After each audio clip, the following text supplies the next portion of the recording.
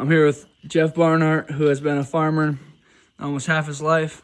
What was it like growing up on a farm and helping out the family? Well, it's been a lot of risk and reward over the past 20 some years. Um, Farmer's Day is never done. You're always worried about the weather, about getting the crops put in, working the fields, and disease on the crops. So it's always it's been good work. I enjoy doing it. I love waking up every morning and going out and getting the things done that need to be done. And hopefully you get things done at the right time because, you get a frost or anything like that after you plant. If you plant too early, you can lose a crop or damage a crop.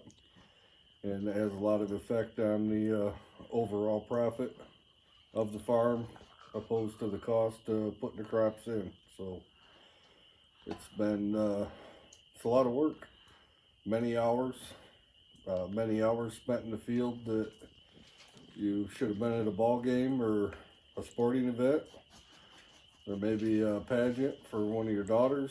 It's a tough life to live. There's no vacations. There's no I don't feel like working today because when it's time to get the crops off the field or get them in the field, it's go time. You have a small window to work with. So a lot of people can't comprehend that or work with that.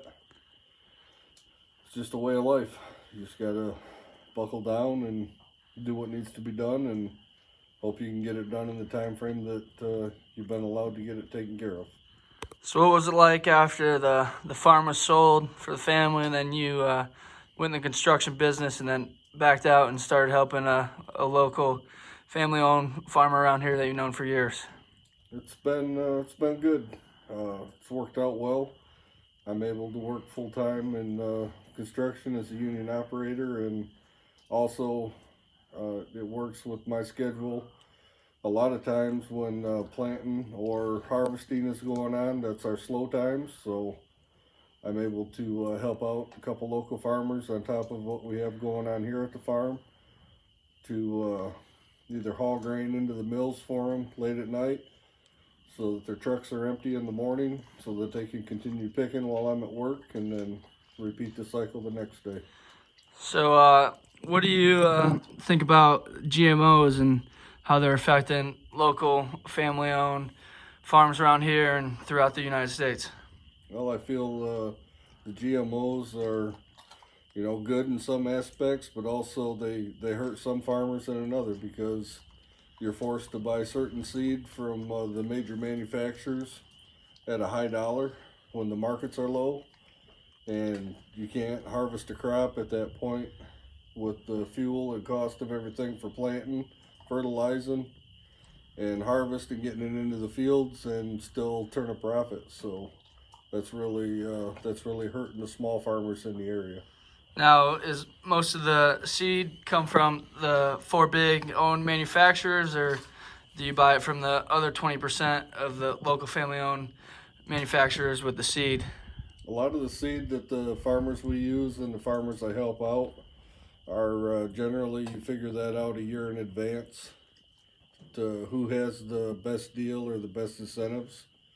And, as you would like to use the big four, Pioneer being one of them, it's hard. DuPont also has their hand in the mix quite heavily.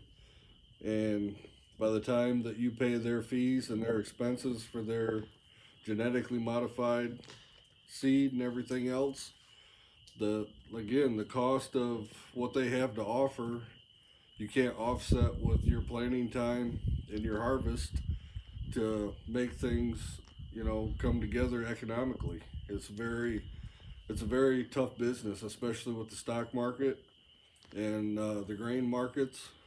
Trying to sell ahead of time and guaranteeing that you can meet the reserves that you have said that you can meet at a set price, because if you come up short, you still have to meet those reserve prices out of your pocket to cover the cost of the grain. And so that's been hurting family-owned farmers who you've been working for lately? It can hurt the farmer if he promises too much grain to go to the mill at a set price, and by the time you get done, the market price is lower than that set price. By the time you inhibit all of your costs and time and labor, you're basically working for free. What has it been like with the soil pollution in the fields, and how do you manage to get the pollution not able to be into the fields? Well, that's tough to manage because you don't know what people are doing in the area around you at all times.